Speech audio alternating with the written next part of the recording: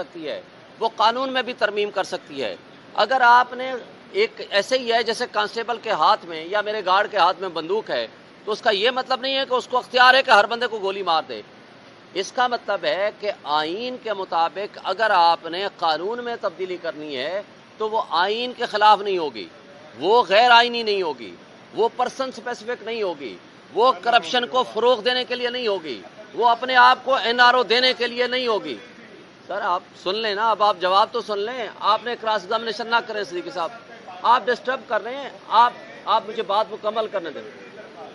اطہر من اللہ صاحب نے ایسی کوئی بات نہیں کی، انہوں نے یہ صرف کہا ہے جو آبزرویشن دی ہے میں نے آپ کو بتا دیا، آپ اپنے ویلاگ میں کر دینا، مجھے بات کرنے دیں۔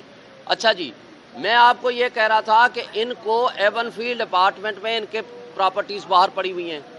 آج بھی بتا دیں، پاکستان سے باہر جن کا بزنس ہو، جن کی پراپرٹی